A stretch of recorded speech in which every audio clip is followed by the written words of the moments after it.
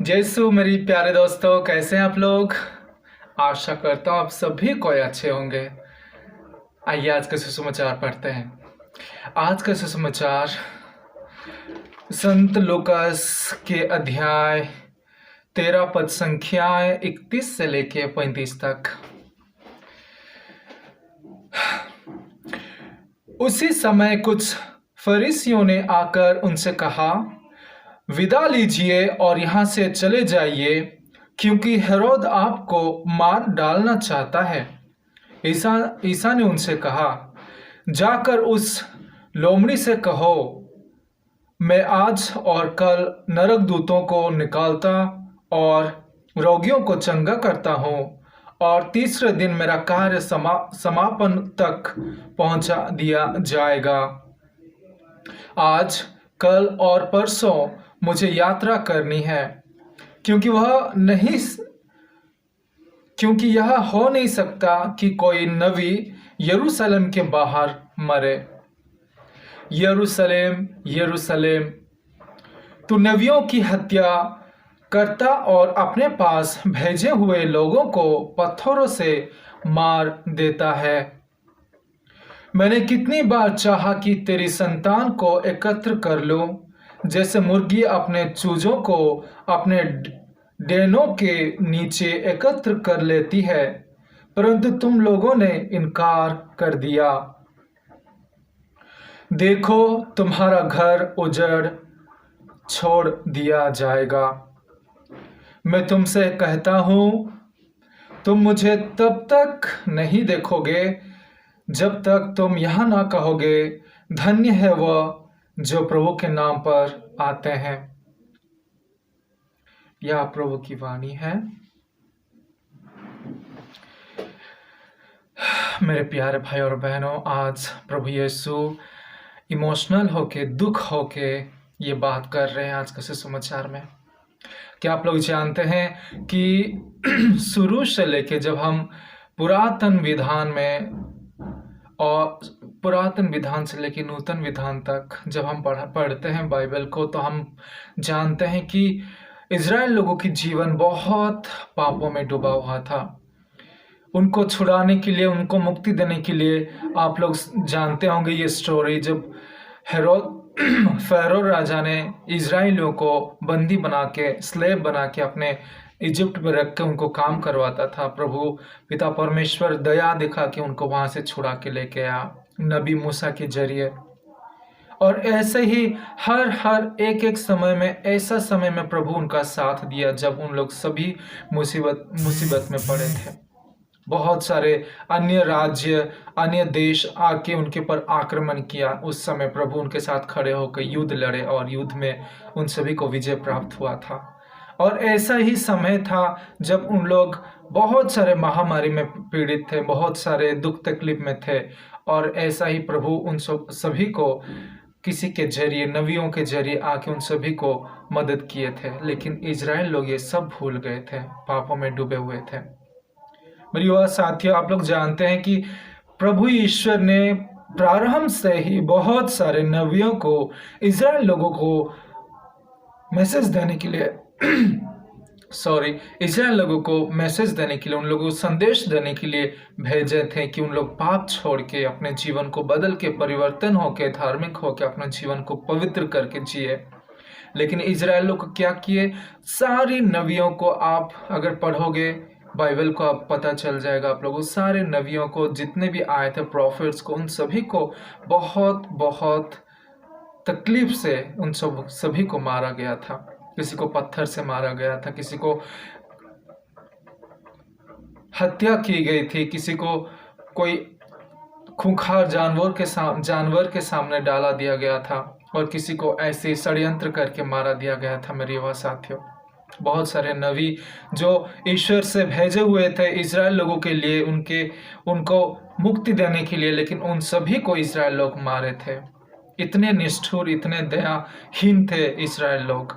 आज इस सुसमाचार में एक जन आके बोलता है, फारिसी कि प्रभु यीशु, तुम यहाँ से चले जाओ, नहीं तो हेरोद आपको खोज रहा है मारने के लिए। यहाँ हम पढ़ते हैं हेरोदा को खोज रहे मारने के लिए। फारिसी आके जब प्रभु यीशु वहाँ पे अपना कार्य करते थे, वहाँ पे आके बोलता है चले जाए यहाँ से, नहीं तो हेरोद तुमको आके मारने वाला है। प्रभु यीशु क्या कहते हैं, जाके कहो उस लोमड़ी से। लोमड़ी शब्द प्रभु यीशु क्यों यूज किया मेरे युवा साथियों, आप क्या सोच सकते हैं? लोमड़ी शब्द इसीलिए यूज किया, जो मैं समझता हूँ कि लोमड़ी एक ऐसा प्राणी है, एक ऐसा जीव है, एक ऐसा जानवर है जो कि बहुत चालाक है, माइंड से बहुत चालाक है। वो उसका कार्य क्या है? चोरी करना उसका कार्य है। शैतान भी ऐसा ही लोमड़ी के जैसा हमारा आत्मा को चोरी करता है मेरे युवा साथियों। इसलिए प्रभु यीशु यहाँ पे लोमड़ी हेरोद को बोलता है। इनडायरेक्टली वो किसको बोलता है? फारिसियों को भी बोलता है, ताकि उन लोग भी समझ जाए कि प्रभु यीशु क्या संदेश देना चाहते, क्या बोलना चाहते हैं। मेरे युवा साथियों, आज प्रभु थोड़ा दुख है इस समाचार में वो इसीलिए दुख है कि प्रभु यीशु इतना अच्छा कार्य कर रहे हैं, सबके सामने चंगा कर रहे हैं, सभी को इतना अच्छा प्रीचिंग कर रहे हैं, शुभ संदेश दे रहे हैं, प्रभु के राज्य के बारे में बता रहे हैं, सबकी मदद कर रहे हैं, लेकिन इन लोगों को देखी नहीं जाती। They are feeling jealous and they wanted to kill him by hook and crook. कुछ भी करके उनको लज्जित करना है, उनको मारना है। मेरी बात साथियों, यीशु जानते थे कि बहुत सारे नबियों को इन इजराइल लोगों ने मार दिए थे पहले से ही। इसलिए वो कहते हैं जाके उस लोमड़ी को कह दो कि मैं अपना कार्य को बंद नहीं करूंगा, मैं अपना मिशन को बंद नहीं करूंगा। आप और मैं, हम लोगों को यहाँ से एक चीज सीखना है। क्या? चाहे कुछ भी हो जाए, कोई भी आ जाए सामने, प्रभु के कार्य को बंद नहीं करना है।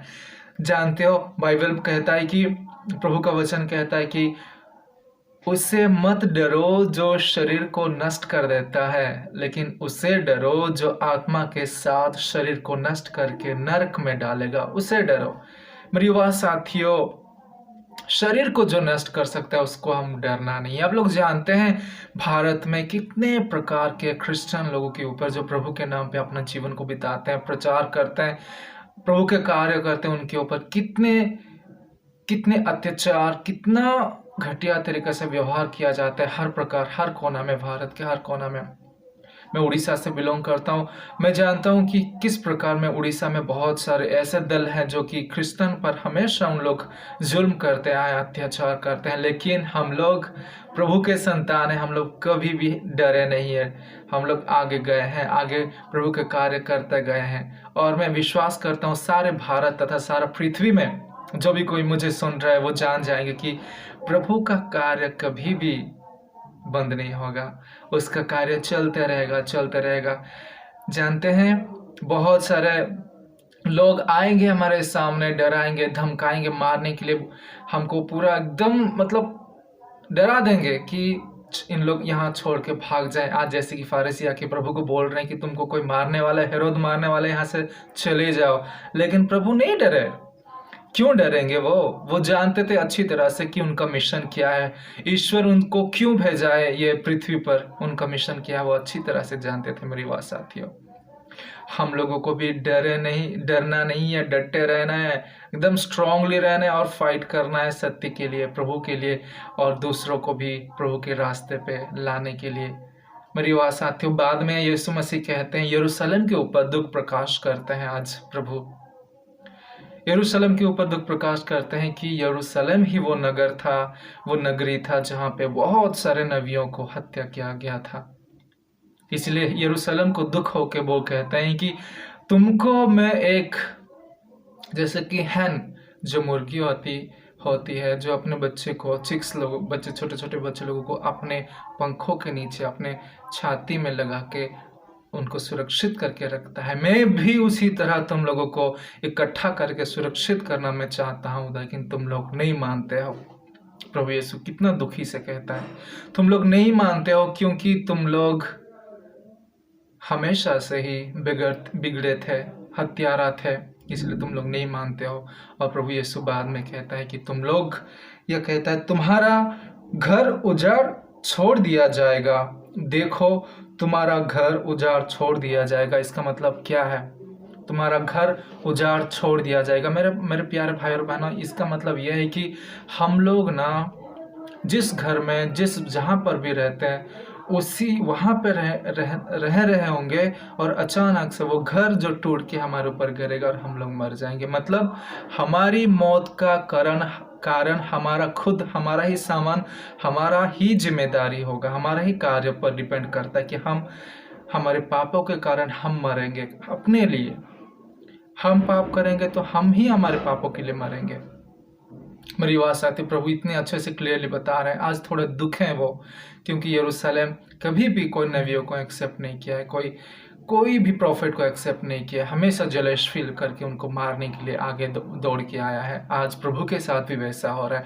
उन लोग नहीं जान रहे कि स्वयं वहाँ पे प्रभु ईश्वर के पुत्र वहाँ पे खड़े हैं, कार्य कर रहे हैं। उन लोग पहचान नहीं पाए। मेरे बात साथियों, आज हमारे पास समय है जानने के लिए, पहचानने के लिए, समझने के लिए प्रभु की वाक्य क्या कहता है हम लोगों को। मेरे युवा साथियों, अच्छे कार्य करने के लिए कभी भी मत डरिए। संत पौलुस कहता है ना, संत पौलुस कहता है कि संत पौलुस रोमियो के नाम अध्याय 8 पद संख्या 31 में कहता है कि अगर प्रभु हमारे साथ है तो कौन हमारा विरोध हो सकता है।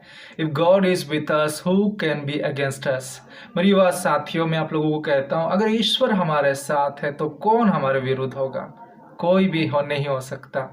इसलिए मैं कहता हूँ आज प्रभु के जैसे डटे रहिए और अपना कार्य को आगे बढ़ाते जाइए, अच्छे कार्य को आगे बढ़ाते जाइए। यरूशलेम के जैसे, यरूशलेम के फारिसी सदूसियों के जैसे हम लोग अनेक प्रकार के लोगों को मिलेंगे सामने, जो कि हमारे लिए तकलीफ, हमारे लिए दुख, अत्याचार, हमारे ऊपर अलग प्रकार के खराब चीज़ों को करेंगे। लेकिन हम लोग को हमेशा ध्यान रखना है कि हम लोगों को क्या करना है, हमारा मिशन क्या है। जैसे प्रभु यीशु को पता था उसका मिशन क्या है, पूरी क्लियरली अच्छी तरह से पता था, वैसे ही हम लोगों को पता होना चाहिए कि जब हम प्रभु के कार्य करते तो हम लोगों को कोई भी चीज़ आके डरा नहीं सकता है। मेरी बात साथियों, मैं कहता हूँ डरो नहीं। मैं बोला ना कि प्रभु कहते हैं जो शरीर को और आत्मा को नष्ट करके नरक में डालता है उसी को डरो। जो शरीर को नष्ट करता है उसको डरो मत। प्रभु हमारे साथ है। मेरी बात साथियों, आइए ये सुसमाचार से हम लोग यही सीखते हैं कि कभी भी कोई भी विपत्ति आएगा, कोई भी तकलीफ आएगा, कोई भी समस्या आएगी, कोई भी हमारे सामने हिंड्रेंस आएगा, ब्लॉकिंग्स आएगा, हम लोगों को रुकना नहीं है, आगे जाना है ईश्वर का कार्य करते हुए। यही प्रभु यीशु हमको शिक्षा देते हैं आज। आइए प्रार्थना करेंगे कि प्रभु हम सभी को कृपा बरसाए और हम लोग माता मरियम के मध्यस्थता से प्रार्थना करेंगे कि प्रभु यीशु हम सभी को कृपा बरसाए और सभी को अच्छे कार्य के लिए प्रेरणा देते रहे। और जब हमको हमारे ऊपर प्रभु के नाम पे चलने की वजह से, प्रभु के वचन पर चलने की वजह से अत्याचार होता है, तकलीफ होती है, तो उस सभी को सहकर हमको आगे बढ़ना है, क्योंकि हमारे साथ प्रभु है तो कौन हमारे विरुद्ध हो सकता है, संत पौलुस कहते हैं। मैं प्रार्थना करता हूँ माता मरियम हम सभी के लिए प्रार्थना करें कि हम सभी कोई पवित्र और धार्मिक बने, अच्छे बने और अच्छे कार्य में आगे बढ़ते जाए। मेरी बात साथियों, कितना अच्छा लगता है जब प्रभु हमारे साथ रहता है, तो काम करने के लिए कितना अच्छा लगता है। प्रभु आप सभी को आशीर्वाद प्रदान करे। जय यीशु।